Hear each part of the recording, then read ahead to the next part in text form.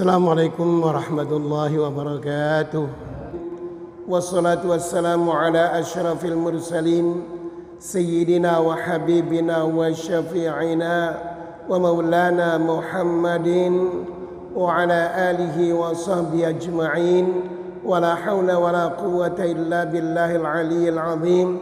Subhanaka la ilma lana illa ma 'allamtana innaka antal alimul hakim. Rabbi syrah li sadri wa yassir li amri wahlul 'uqdatam min lisani yafqahu qawli, amma ba'du. Mari kita lanjutkan pengajian kita dengan membaca ayat 97 dari surah Al-Baqarah. Mari kita baca bersama-sama. Bismillahirrahmanirrahim. Qul lahum man kana aduwwan li Jibrila falyamut ghaizan fa innahu nazzalahu al-Qur'anu ala qalbika bi amrillahi musaddiqan lima baina yadayhi qablahu minal kutubi wa hudan minad dalalati wa busyra bil jannati lil mu'minina. Bismillahirrahmanirrahim.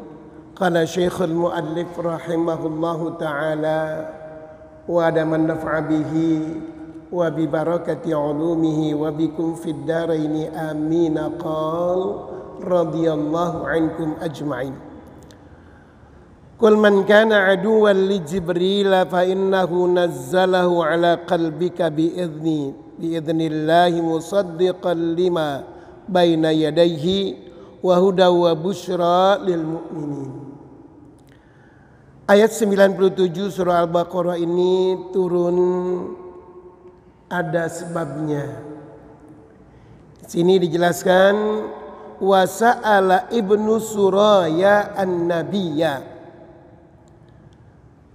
Dalam kitab Al-Maraghi dijelaskan bahwa Abdullah bin Suraya atau Umar bin Rahib al-Yahudi, dari pendeta orang-orang Yahudi, mereka bertanya kepada junjungan kita Nabi besar Muhammad sallallahu alaihi wasallam, amman ya'ti bil wahyi minal malaikati. Muhammad, siapa yang datang kepadamu yang berupa malaikat yang tugasnya membawa wahyu kepadamu? Siapa malaikat yang ditugaskan oleh Tuhanmu untuk membawa wahyu kepadamu? Faqala, Nabi menjawab, Jibrilu, malaikat Jibril yang menurunkan wahyu, yang membawa wahyu kepadaku. Jadi bapak-bapak saudara, Al-Quranul Karim seluruhnya turun kepada Nabi kita Muhammad sallallahu alaihi wasallam biwasitati malaikati Jibril alaihi salam. Al-Quran semuanya turun melalui malaikat Jibril alaihi salam. Jadi dari Allah berikan kepada Jibril sampaikan kepada Nabi kita Muhammad sallallahu alaihi wasallam. Adapun kaifiyatun nuzulihi, cara turunnya Al-Qur'an itu bermacam-macam. Satu, malaikat Jibril datang kepada Nabi dengan berbentuk asli dari malaikatnya. Asli dari malaikat, dia datang kepada Nabi. Contohnya waktu Nabi berada di Gua Hira. Ayat pertama turun, malaikat Jibril datang kepada Nabi dalam bentuknya yang asli, merangkul Nabi. Ya Muhammad, iqra, Muhammad bacalah. Ma ana biqari, saya nggak pintar membaca. Terus sampai 3 kali.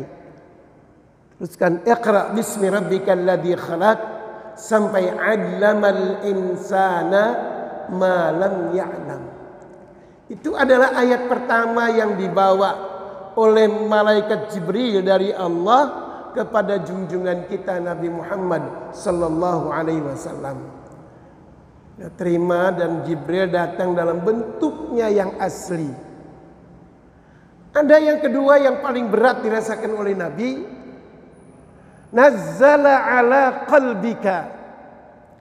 Malaikat Jibril langsung berada dalam jiwa Nabi kita Muhammad sallallahu alaihi wasallam. Ini yang paling berat Nabi rasakan.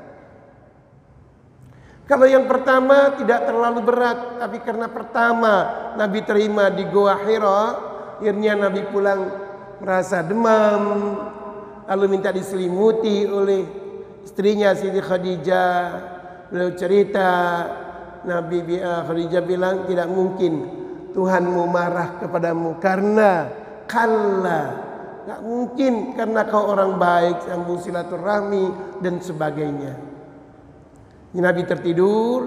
Ketika Nabi tidur, kemudian turun ayat berikutnya, ya ayyuhal muddatsir, orang yang berselimut, bangunlah. Qum fa'anzir. Kata-kata qum fa'anzir, barulah beliau diangkat menjadi Rasul yang tugasnya untuk beliau sampaikan kepada umatnya dengan kata qum fa'anzir. Kalau yang pertama hanya Nabi diangkat menjadi Nabi dulu, seorang Nabi, tidak wajib menyampaikan dari Iqra itu. Kemudian pada ayat kedua, qum fa'anzir, bangun dan berikan kabar yang menakutkan. Itu pengangkatan beliau sebagai seorang Rasul. Itu Nabi terima misalnya langsung dalam hatinya, ini sangat berat sekali. Yang ketiga, malaikat Jibril dalam berbagai macam bentuk. Mungkin bisa berbentuk kertas, bisa berbentuk binatang, bisa berbentuk manusia. Contohnya ketika Nabi lagi ngajar, duduk, sedang Nabi ngajar, datang seorang laki-laki, hadirin semua nggak ada yang kenal. Mau dibilang orang dekat, nggak ada yang kenal.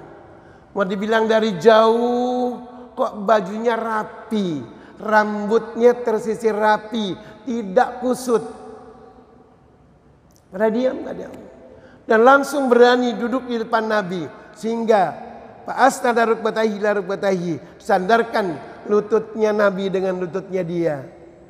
Dan dia bertanya, ya Muhammad, mal Islam, mal iman. Muhammad, apa itu Islam? Apa itu iman? Apa itu ihsan? Dalam bentuk manusia. Nabi jawab dengan satu persatu. Setelah Nabi jawab, dia bilang, sodakta, benar engkau. Sodakta, benar engkau. Sodakta, benar engkau. Selesai Nabi jawab, beliau berpaling lagi. Nggak ada yang berani bertanya dari murid-muridnya, Rasulullah siapa itu? Nggak ada. Lalu Nabi tanya, tahukah kalian siapa yang datang tadi? Itu murid-muridnya jawab, nggak bilang begini, nggak bilang ya tahu dah gitu. Kan kalau kita suka begitu jawabnya, tahu dah Ustaz. Ini enggak, adabnya Allahu wa rasuluhu a'lam. Allah dan Rasulnya saja yang tahu. Apa kata Nabi? Qala fa innahu Jibril. Yang tadi datang itu malaikat Jibril. Atakum yu'allimukum dinakum. Dia datang ngajarin agamamu, agama kita. Barangkali di hati para sahabat, kalau gue tahu itu Jibril, gue mau salaman dah. Supaya dikenali nama siapa? Malaikat Jibril. Bentuknya manusia. Itu diantaranya 3 cara malaikat Jibril datang membawa wahyu kepada baginda Nabi kita Muhammad sallallahu alaihi wasallam. Nah, ini Abdullah bin Suraya, rohib pendeta Yahudi, nanya, Muhammad, siapa malaikat yang datang membawa wahyu kepadamu? Nabi jawab, faqala Jibril, Jibril yang datang. Apa kata Suraya? Faqala huwa aduuna. Oh, Jibril, kalau Jibril mah itu musuh kami, musuh kita. Kata itu Abdullah bin Suraya atau Ibnu Suraya. Kalau Jibril yang datang itu adalah musuh kami. Ya'ti bil azab. Kenapa? Karena Jibril datang suka bawa azab. Kata Abdullah bin Suraya, walau kana Mikail la amanna. Kalau yang datang bawa wahyu itu malaikat yang namanya Mikail, la amanna, kita mau percaya. Kenapa?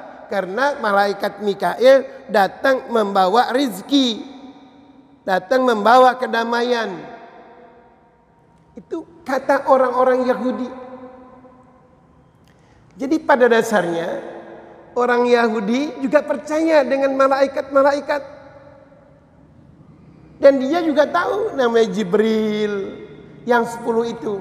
Kan Jibril ini bukan nama perorangan dari malaikat, nama kesatuan. Mikail menurunkan hujan, lalu Israel yang tugasnya menyambut nyawa. Jadi merupakan satu kesatuan, bukan dia perorangan. Karena nanti kalau ada yang nanya begini, Pak Ustadz, kalau Israel tugasnya menyambut nyawa, kok dalam satu sekian detik bisa kemana-mana itu? Kan bukan hanya di Indonesia. Ya Pak enggak? Kadang-kadang matinya bukan hanya seorang-seorang, sekali rombongan. Nah kalau dalam pesawat, dalam bus, meninggal semuanya, kan rombongan namanya. Nah itu satu kesatuan, satuan yang tugasnya malaikat pencabut nyawa, namanya Israel. Nah Israel udah ada di kepala kita. Dia tinggal tekan knop aja. Kapan Allah perintah tinggal diapain? Tekan knopnya. Nah dia nggak pandang. Orang lagi jalan, lagi duduk, lagi makan, lagi minum, lagi jadi pengantin, lagi bahagia, lagi susah. Israel. Makanya ada lagu dari Malaysia itu ya. Ya, ada ya. Bila Israel datang memanggil, jasad terbujur di pembaringan, seluruh tubuh akan menggigil, sekujur badan kan kedinginan. Itu malaikat Israel. Nah, dia yang datang kepada Nabi Musa. Begitu juga nawarin Nabi Musa, gak mau Nabi Musa. Meninggal dulu. Karena al-mautu ma'qudun binawasikum. Mati itu dia diikat di bun-bunan kita. Walau kuntum fi burujim musayyadah. Meskipun kita berada di benteng yang sangat kuat, yang sangat tinggi, tetap mati, kematian akan menjumpai kita. Qul innal mautal ladzi tafirruna minhu fa innahu mulaqikum. Katakanlah, kematian yang kamu takut, fa innahu mulaqikum, dia akan menemui kamu. Jadi kalau begitu kesimpulannya, kita sebagai seorang muslim nggak perlu takut dengan kematian, nggak perlu berani dengan kematian. Lalu yang penting bagaimana? Al-isti'dadu. Kata Abu Lais As-Samarqandi dalam kitab Durratun Nasihin. Yang penting al-isti'dadu lidaril baqa. Yang penting kita tuh sudah cari persiapan untuk menghadapi itu. Sekarang ini 1,5 jam kita duduk, atau 1 jam kita duduk dari ba'dal maghrib sampai isya, kita lagi cari bekal untuk itu. Karena cari ilmu 1 saat, 1 jam saja kita duduk, nilai pahalanya itu sama dengan kita sholat sunnah berapa? 1000 rakaat. Julusuka fi majlisil ilmi sa'atan khairun min alfi rakaatin. Duduknya kamu di majelis taklim 1 jam saja, itu akan lebih baik daripada 1000 rakaat. Masya Allah. Cuman teman-teman kita banyak yang pada belum tahu. Atau ada yang sengaja nggak mau tahu, atau memang sengaja nggak mau ngaji karena malas. Nah, kalau dia malas, bapak nggak usah repot. Pas ketemu dia di malas ngaji, udah takbir aja 4 kali di depan dia. Takbir berapa kali? 4 kali kan katanya. Man fatahu ta'lim waqta syababihi fakabbir alaihi arba'an liwafatihi. Kalau ada orang yang malas masa mudanya, nggak mau ngaji, nggak mau nuntut ilmu, fakabbir alaihi, takbirkan aja lah padanya, arba'an 4 kali. Kalau dia marah, kata siapa? Kata hadis. Jangan kata Ustadz Soleh. Kalau kata Ustadz Soleh, diparanin Ustadz Soleh. Kata hadis. Jadi suruh takbirin 4 kali. Emang saya udah mati. Kata Nabi, kalau orang yang kagak mau ngaji dianggap mati. Kenapa? Karena talab utlubil ilma minal mahdi ilal lahdi. Carilah ilmu dari buayan sampai mati. Nah, berhentinya ngaji itu kalau sudah. Jadi kalau ada orang udah gak mau ngaji, berarti udah apa? Nah itu, jadi bukan saya yang bilang. Itu ada hadis Nabi ya. Nah itu orang Yahudi bilang, Abdullah bin Suraya bilang, kalau yang nurunin wahyu saja malaikat Mikail la amanna. Ini jawaban dari Lau. Jadi kami akan percaya. Cuma yang nurunkan malaikat Jibril. Jadi Al-Quran yang 30 juz, 6.666 sekian, 114 surah, itu turun semuanya melalui malaikat Jibril. Ustaz, bagaimana kalau ada yang bentuknya perintah pekerjaan? Iya, pekerjaan langsung dibuktikan dengan Jibril, tapi ayat-ayatnya dibawa oleh malaikat Jibril. Contohnya sholat. Emang Nabi bilang, "Shallu kama ra'aitumuni usolli." Sholatlah kamu seperti aku sholat.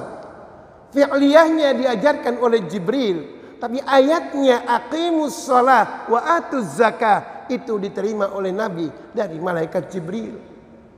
Biwasitati malaikati Jibril, dengan perantaraan malaikat Jibril. Jadi karena itu Al-Quran saja ya, orang yang lihat saja itu menjadi ibadah. An-nadru ilal Quran ibadah. Kemudian al-muta'abbadu bitilawatihi, dijadikan ibadah pula bagi yang membacanya, yang mendengarkannya. Semua arah itu mendapatkan pahala dari Al-Quran. Bahkan Al-Quran dapat memberikan syafaat di hari kiamat nanti. Inna sawma wal qur'ana yashfa'ani lil abdi yaumal qiyamah. Semua kita kadang-kadang sering saya ungkapkan, kita panitia maulid nih, kita ngundang jauh-jauh qari dari luar daerah. Udah hafal beliau, kita undang dari jauh, panitia maulid. Pas dia datang ke masjid kita, dia baca Quran, yang ngundang itu ngobrol di belakang. Ada enggak? Di sini insya Allah ada. Jadi dia ngundang jauh-jauh, udah datang itu qari, dia lagi baca Quran, kita apain? Kita di belakang dengerin. Nah sekarang ini kan banyak hufaz-hufaz anak-anak muda kita udah pada hafal Quran. Jadi Ustaz Anwar tuh anaknya Zainuddin udah hafal Quran, Masya Allah 30 juz, bayangkan 30 juz hafal Al-Quranul Karim. Nah, ada yang buta hafal Quran, kita yang melek. Hanya bapak, saudara, lagi ada waktu banyak ya kita baca Al-Quran. Nggak usah banyak-banyak ya. Nah satu hari satu halaman saja, satu magra, insya Allah lama-kelamaan juga khatam. So kita kalah sama Pak Habibie. Pak Habibie satu hari mesti 1 juz beliau habis baca. Ya, jadi beliau selalu baca Al-Quranul Karim. Ya, ulama-ulama dulu ada yang 1 bulan 30 kali hatam, ada yang 10 hari dia hatam, ada yang sehari semalam hatam. Kita juga ada Ustadz, siapa? Itu yang ngaji kubur. Ngaji kubur sehari semalam hatam. Hatam ya, jadi karena itu di sini katanya nih ya. Lalu turun ayat, "Qul lahum," katakan hai Muhammad kepada orang-orang Yahudi, "Man kana aduwwal li Jibrila," barang siapa yang mengatakan bahwa Jibril adalah musuhnya, orang yang mengatakan Jibril itu musuhnya, orang-orang Yahudi mengatakan Jibril musuhnya, falyamut ghaidhan. Cobalah mati dalam keadaan marah dengan malaikat Jibril. Ghaidhan, marah, keras hati. Di Al-Quran ada ini kalimat kata ghaidhan. Lau kunta fazzon ghalidhal qalbi lan faddu min haulik. Andai kata hatimu keras hai Muhammad, maka orang-orang di sekitarmu akan lari. Jadi katanya di sini kalau orang-orang Yahudi mengatakan Jibril adalah musuhnya, falyamut, silakan mati dalam keadaan marah, tidak suka, keras kepada malaikat Jibril. Wa annahu nazzalahu, dan sesungguhnya dialah Jibril yang menurunkan Al-Quran ala qalbika, dalam hatimu. Cara turunnya malaikat Jibril langsung masuk ke dalam hati Nabi kita Muhammad sallallahu alaihi wasallam, dan ini yang dirasakan paling berat oleh Nabi. Kalau datang berbentuk manusia, binatang, itu langsung dialog nggak berat. Tapi kalau langsung masuk ke dalam jiwa Nabi, itu yang Nabi rasakan paling berat. Malaikat masuk ke dalam tubuh Nabi membawa ayat Al-Quranul Karim. Kalau berbentuk manusia itu tadi mengajarkan Islam, mengajarkan iman, banyak ya. Dia berbentuk manusia karena malaikat itu al-mutasyakkilat, bisa berbentuk-bentuk ya, seperti listrik lah. Listrik tergantung tempatnya. Kalau dia neonnya bunder ya dia akan berbentuk bunder cahayanya. Kalau dia panjang berbentuk panjang. Itu seperti itulah. Karena malaikat itu dijadikan dari cahaya. Cahaya tergantung tempatnya. Jadi nggak mustahil suatu saat malaikat ada yang datang sama kita berbentuk manusia. Karena itu para ulama bilang kalau ada orang tukang minta-minta, ya kita jangan bentak-bentak dia. Kita kan nggak tahu siapa, mungkin atau mungkin dia adalah malaikat. Kalau memang kita nggak mau memberi, ya tolaklah dengan tolakan para dahurat dan jamilan. Tolak dengan tolakan yang baik. Atau kita ngasih, tapi ngasihnya nggak pakai tangan, pakai apaan? Kaki ini ambil nih, gitu. Jadi Kita kan nggak tahu, siapa tahu itu adalah malaikat yang datang. Karena malaikat datang kepada siapa saja. Lu sama orang yang kaya yang ada tiga manusia, ada yang buta, ada yang pincang gitu ya. Nah, dia datang. Pada waktu dia ditawari yang sama yang buta, apa yang kamu paling inginkan nih? Kata dia, ya Allah saya kepengen kalau mata saya bisa melihat. Diusap malaikat, dia bisa melihat. Kemudian dia tinggal udah begitu dikasih kambing lagi 2 ekor. Ini modalin. Berkembang, ketika berkembang, nah kemudian malaikat yang itu datang lagi minta zakatnya. Karena dia ini orang baik, dia bilang begini, semua yang kamu lihat itu adalah milik Allah. Kalau kamu butuh, ambil saja. Yang satu, yang kakinya pincang, nggak begitu. Oh enak aja minta-minta kamu. Saya capek-capek nih, dari kaki pincang sampai nggak pincang. Oh begitu. Akhirnya pergilah orang itu pada malaikat. Dia bilang tunggulah masanya. Wait and see. Tunggu tanggal mainnya. Gak lama kemudian dia kembali sakit pincang. Kemudian hartanya habis. Malaikat. Jadi tidak hanya kepada seorang nabi, seorang rasul, dia datang kepada manusia bisa dalam bentuk-bentuk yang lain. Karena itu ya kita hati-hati saja. Siapa tahu. Tapi kita juga harus preventif. Kalau ada tamu datang kita nggak kenal, tadi jangan-jangan malaikat. Udah silakan masuk, ngapain? Bukan begitu. Artinya ihtiyat, preventif perlu. Preventif wajib. Ya, bagaimana caranya? Ya, silakan duduk. Itu ada perlu apa? Begitu. Jadi bukan nanti kita jangan kata Ustadz, jangan-jangan malaikat kita nggak kenal nih datang dia nih ke sini. Lalu silakan mau kemana aja silakan gitu ya. Anggap aja rumah sendiri. Padahal jadi nggak begitu. Kita ada sifat yang namanya ihtiyat dalam bahasa agama atau bahasa Indonesianya preventif. Hati-hati ya. Hati-hati.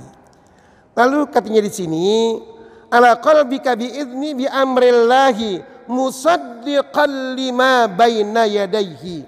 Itu Al-Quran yang diturunkan Allah melalui malaikat Jibril kepada Nabi Muhammad, musaddiqan lima baina yadayhi. Dia membenarkan apa-apa yang diturunkan Allah sebelum Al-Quran, qablahu minal kutub. Apakah itu Taurat, Injil, Zabur, itu Al-Quran membenarkan. Dan kita wajib percaya. Taurat, Injil, Zabur, kita wajib percaya. Dengan arba'atun minal kutubillah, 4 dari kitab-kitab Allah yang diturunkan, kita wajib percaya. Karena Al-Quran datang juga membenarkan semuanya itu musaddiqan lima bayna yadayhi qablahu minal kutub wa hudan. Dan ingat Al-Quran itu menjadi hudan, menjadi pemberi hidayat, membawa petunjuk minad dhalalati, dari kesesatan-kesesatan. Saya ingat dulu guru kita Ki Abdul Jalil Ali Allah yarham rahmatul abrar, kata beliau begini, kita kalau mau ke Bogor lah katanya, atau mau kemana nih, kan ada pelang, ada arah tuh, panah, Bogor ke sana, lalu kalau ke Banten ke sana gitu. Nah Al-Quran begitu, kita jadi petunjuk. Jadi Al-Quran memberi petunjuk jalan ke surga, dikasih petunjuknya. Nah kalau ini ditunjukkan sama Al-Quran, atau tadi pelang Bogor ke sana, tapi kita jalannya ke sana, jadi nggak sampai ke Bogor, sampainya ke mana? Ke Banten. Nah ini Al-Quran begitu, menjadi petunjuk hudan lil muttaqin, menjadi petunjuk bagi orang-orang yang bertakwa. Nah banyak orang-orang yang mendapatkan hidayat dari Al-Quranul Karim. Satu di antaranya sahabat Nabi yang namanya Umar ibn Khattab. Beliau mendapat petunjuk dari Al-Quranul Karim sehingga dibacakan oleh adiknya. Setelah dibacakan gemetar, wajilat qulubuhum, akhirnya dia mencari Nabi kemudian masuk ke dalam Islam. Nah baina yadayhi minahudan wa busyra, dan merupakan membawa berita gembira bil jannah dengan surga lil mu'minin, bagi orang-orang yang percaya. Bagi orang-orang yang beriman, bagi orang-orang yang beriman yang percaya dengan Al-Quranul Karim, dia akan mendapatkan balasan berlipat ganda berupa surganya Allah Subhanahu wa taala. Apalagi Al-Qur'anul Karim dibaca menjadi ibadah, dipandang menjadi ibadah, di rumah kita dia ada menjadi ibadah buat kita, ya. Satu huruf saja dibalas oleh Allah 10 kalau tidak ada wudhunya. Ada wudhunya satu huruf dibalas 25. Kalau dibaca di waktu sholat satu huruf beda lagi, satu huruf menjadi 100 kebaikan. Kok bisa begitu Ustaz? Ya bisa aja. Nah gitu juga Al-Quran. Satu huruf dibaca di waktu sholat, alhamdulillah kita katakan begitu, itu 5 huruf, berarti 5 kali 100 sudah 500. Nah kalau alhamdulillah sampai waladhdallin berapa hurufnya? Kalikan 100. Begitu besar nilai pahala yang diberikan Allah. Pantas kalau Nabi mengatakan bahwa 1 rakaat sholat ibadah umatku sama dengan ibadahnya malaikat 7 lapis langit. 1 rakaat. 1 rakaat ibadahnya umatku sama nilainya dengan ibadahnya malaikat 7 lapis langit. Karena malaikat tugasnya atu-atu. Yang takbir takbir aja, yang tasbih tasbih aja, yang ruku saja. Kita kan salat dalam 1 rakaat ada takbirnya, ada rukunya, ada sujudnya, ada selawatnya, ada macam-macamnya. Pantas kalau Nabi katakan 1 rakaat ibadah umatku itu sama dengan ibadahnya 7 lapis langit malaikat. Insyaallah begitu besarnya. Nah mudah-mudahan hal ini bisa kita jaga, kita pelihara dengan sebaik-baiknya. Dan semoga Allah panjangkan umur kita, sehatkan badan kita, dan penyakit yang Allah berikan kepada negara-negara terutama negara kita Allah segera angkat, ya. Sesuai dengan bulannya bulan Muharram. Kita kemarin tanggal 10 Muharram baca tasbih Muharram, baca doa Muharram. Mudah-mudahan dengan itu Allah menyingkirkan segala musibah bala dari negara kita. Assalamualaikum warahmatullahi wabarakatuh.